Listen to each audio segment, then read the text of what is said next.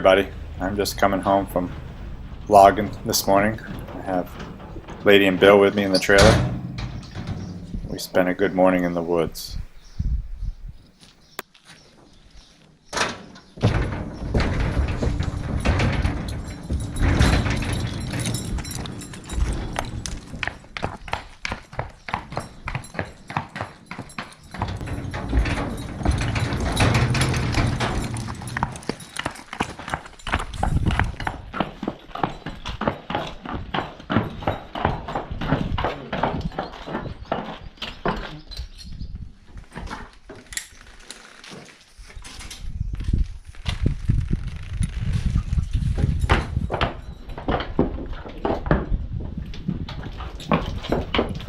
I'm going to get these two unharnessed and brushed and fed, and then I'm going to go in and have some lunch myself. After lunch, we'll get the Percherons brushed and harnessed and ready to go mow some roadsides and clip around an electric fence.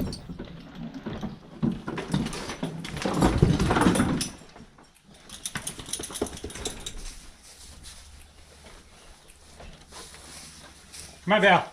Val.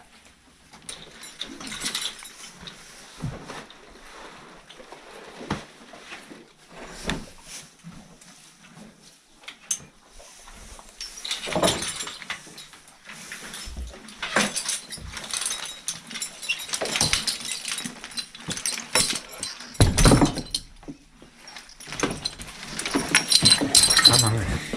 I bet you are.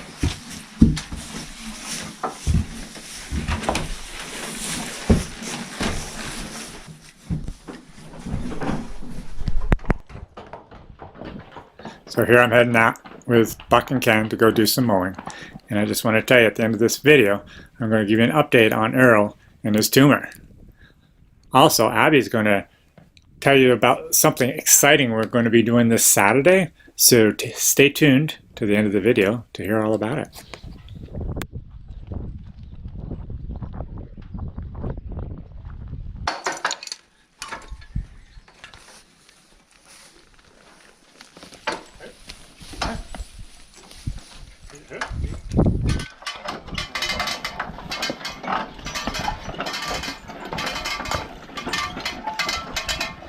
Is it made for that? Don't know.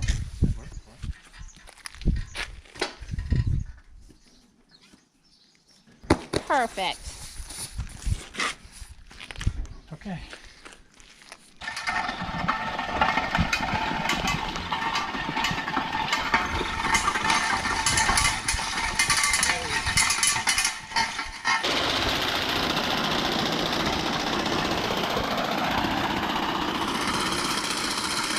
So it's time to mow the roadsides. Jim always does this in the spring, and it makes everything look so much better. The town comes through and does it, but often they're later. And this way he can get right up to the fence row, as you'll see in a couple minutes.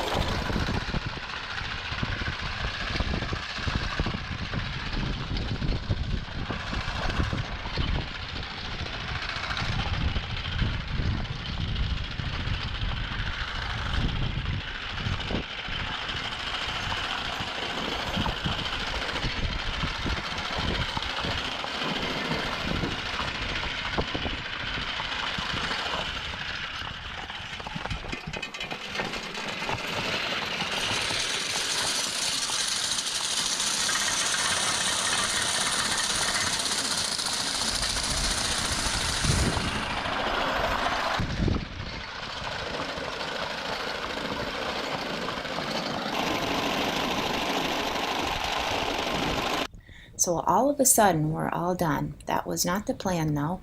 We were going to show Jim mowing real close to the roadside, but I accidentally pushed the wrong button on the GoPro, and everything zoomed real fast.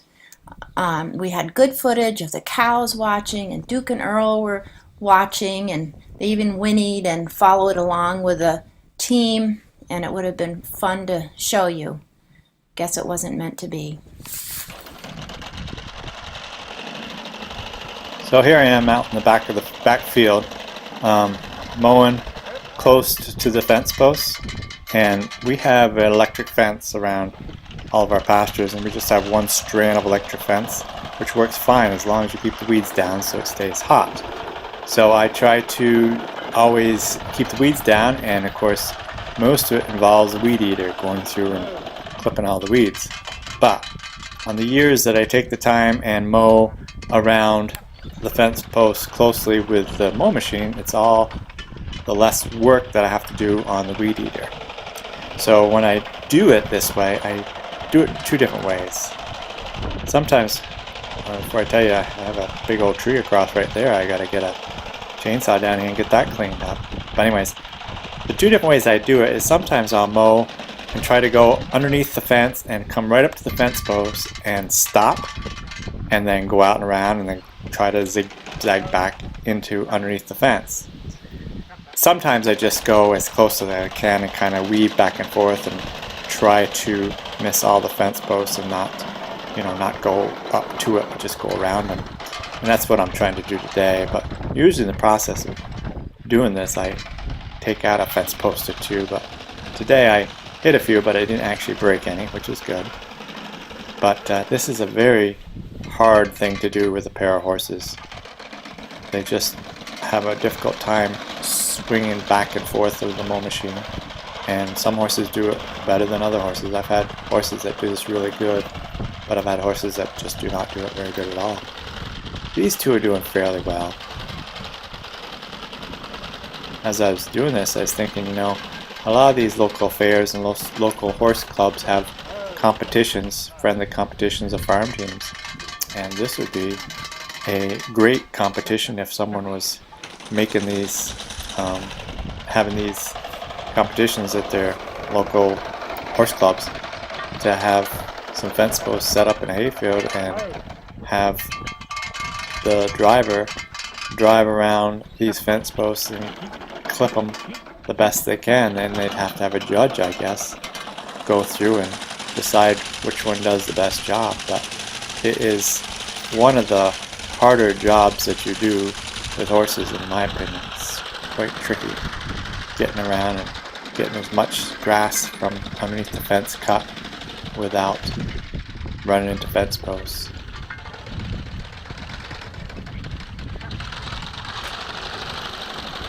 On this fence here, I have mostly wooden posts, but I have a few of these small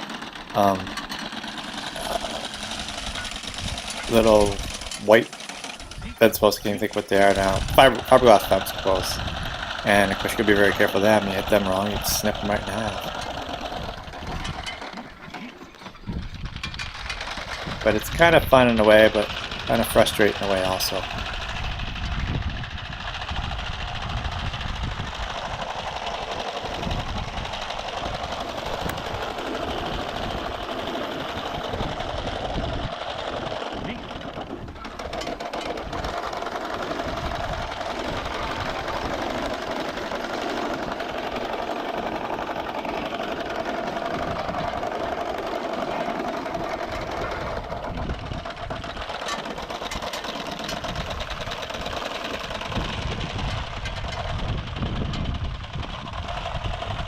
An advantage of having just a single fence is if it's set at the right height, a lot of the cows and horses can actually chew a lot of the grass out from underneath, and so it's less weed eaten and it's actually easier to mow because it's somewhat clean.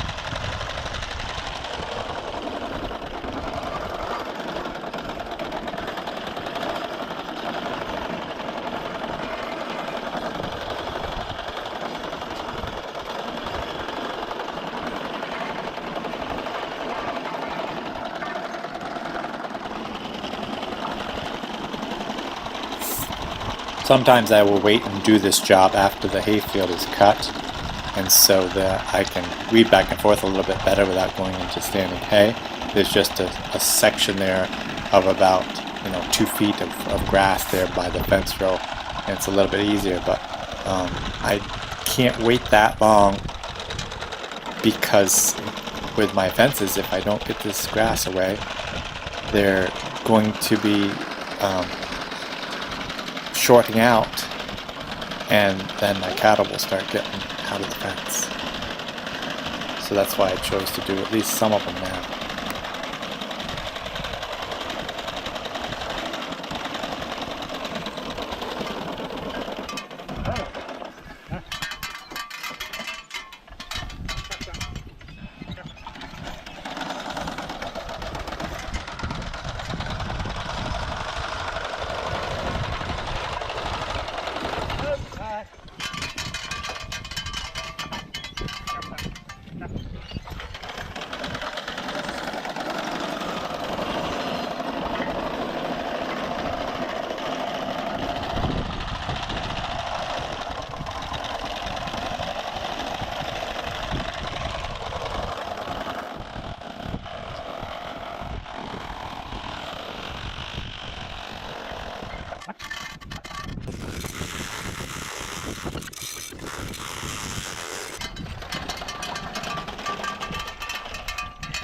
That is some kind of thick. You want to do the next fence row? No, thank you. I tried last year You didn't? because I know how hard it is just to try to mow hay. Say nothing about going around fence posts. Yep. Not very easy. That is going to be a little hard to dry. So tall. No more manure, please. Brenda's not very tall, but as you can see, this hay has done very well this year for early June. Okay, let's go back to the barn and see Duke and Earl, our Suffolk punch colts, and explain a few things about Earl. Okay, so we have gotten the results back on Earl's tumor. So those of you that haven't been watching the videos closely, we had a video a little while back on a tumor that Earl, our Suffolk colt here, had on his butt. And Peach, my vet, came and actually took it off, and we had it sent away to Cornell to see exactly what it was. She thought one thing, then she thought another thing. She wasn't quite sure what it was, and nobody would have until we got it tested through Cornell. And so we sent it down there, and we found out it is a little worse than we thought it was originally. So she wasn't able to get it all out, partially because of the amount of anesthesia she had in it. It was just a local thing, and so she did the best she could with what she had time for to do. So now we have 2 or 3 other options, and I will actually read my text from her to tell you what's going on. I'm not going to read it, but so it is a, Brenda's here, so maybe I can get her to help me. Sarcoidosis. Yes, I hope you heard that. Tumor, and so we couldn't go any deeper to get completely all of it out, and so she texted me back and has been talking with another vet to see what they should be doing, and so we have like about 4 different options. So she can put them under general anesthesia and take a lot more of it out, and hopefully maybe get it all. She can also do a caustic paste, topical, but it had to be done many times, multiple applications, and it's just a challenging area, back here to do that. And then there's also chemo, which would be injected into the tumor, what's left of the tumor. And there's also an immune system stimulant that can be given, but unfortunately, she says that none of these options are more successful than the others. So it's really hard to know what to do that we want to do. So I'm going to be talking more with her and to find out what we will do. But that just gives you an update. He's doing great right now. the surgery has pretty well completely healed. Everything's good there. He's back to normal. But we still do have the problem that we've got to deal with, and hopefully things will go well with that, and I'll keep you updated as to what we will do in the near future with him. But anyways, other than that, things are going great around here. Okay, so now we'll go to what Abby wants to talk to you about, at least to some of you. So on this next Saturday that's coming up, we have kind of something special going on, and I'm going to let Abby tell you about that. Hey everybody, so I just wanted to let you know about something exciting we're trying for the first time on Saturday, and this is something that we've been talking about doing and we're hoping to do more of in the future, but we just wanted to try it out. This is going to be specifically for our patrons on Patreon, so if you are interested in becoming a patron or you want more information on that, there's a link in the description below, and we can also put a card up for it. And so you can click on that and find more information. But we're going to be doing a Zoom meet and greet / question and answer time on Saturday, this coming Saturday, June 12th at 2 p.m. Eastern time. And we chose 2 p.m. because we're hoping that it might accommodate different time zones. I know we have a few patrons right now that are from Europe, so hopefully that'll be a good time for you. And if not, maybe we'll do it again at a different time. But hopefully some of you can come and join us. We are looking forward to hearing some of your questions, maybe hearing about your farms, or just if you have questions for us or want any more information, you know, you can come and ask us. So if you have questions about this, then you can put them below in the comments, or if you're not familiar with Zoom and you're not sure how that works, you could also comment below and we can do our best to help you as much as we can get that going.